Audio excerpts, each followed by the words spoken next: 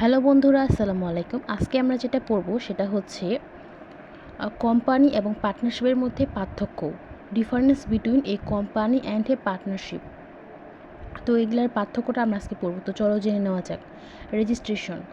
রেজিস্ট্রেশনের মধ্যে কি হয়, কোম্পানির রেজিস্ট্রেশন হচ্ছে অবশ্যই করাতে হবে, কিন্তু একটি পার্টনারশিপের রেজিস্ট্রেশন না করালেও চলবে, অর্থাৎ a company must be registered. On the other hand a partnership need not be registered.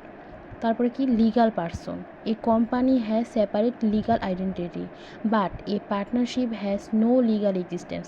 The firm and the partners are one and the same. অর্থাৎ কোম্পানি হচ্ছে আইন থেকে সেপারেট থাকে, অর্থাৎ পৃথক থাকে, কিন্তু পার্টনারশিপ অর্থাৎ অংশীদারি কি হচ্ছে তোমার আইন থেকে কি সেপারেট থাকে না, থাকে না, তারা একই থাকে, তারা হচ্ছে লিগ্যাল আইন আর মানুষ তার এক থাকে, কিন্তু কোম্পানি তো সেপারেট থাকে।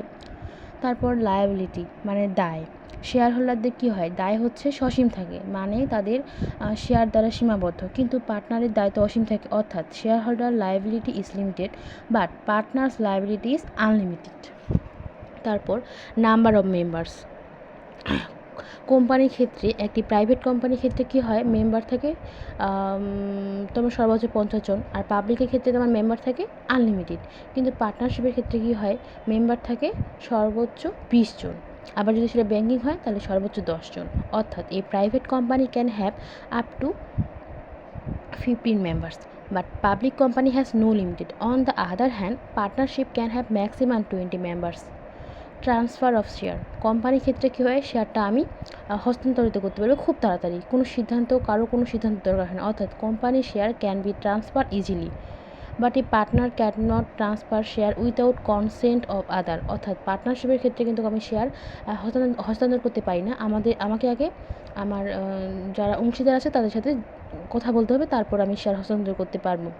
কন্টিনিউটি, কোম্পানির ক্ষেত্রে কী হয়, কোম্পানি চলতেই থাকে, এটা হচ্ছে চিরন্তন অস্তিত্ব সম্পন্ন, অর্থাৎ এই company continuous even after death of shareholder মারা গেলেও কোম্পানি চলতে থাকে।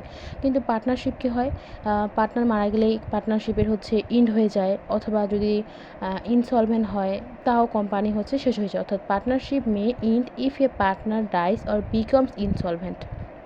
ক্যাপিটাল, কোম্পানির ক্ষেত্রে মূলধন হচ্ছে বৃদ্ধি পায়, কারণ অনেক বেশি হয়, কারণ আমরা পাবলিকের কাছ থেকে মূলধন সরবরাহ করতে পারি, কিন্তু পার্টনারশিপের ক্ষেত্রে কী হয়, পার্টনারদের উপর নির্ভর করে কতটুকু মূলধন হবে, যদি কম পার্টনার 20 জনের মধ্যে আর কতটুকু মূলধন হবে, কম হয়। অর্থাৎ এই company can rise large capital from the public but partnership depends mainly on partners money and loans. অর্থাৎ পার্টনাররা যতটুকু লোন দেবে, মানি দেবে, তার উপরেই তাদের মূলধনটা নির্ভর করবে, কিন্তু কোম্পানিই হচ্ছে জনগণের কাছ থেকে শেয়ার হস্তান্তর করে অনেক টাকা আদায় করতে পারে। আজকে এই পর্যন্তই, দেখা হবে পরবর্তী ভিডিওতে।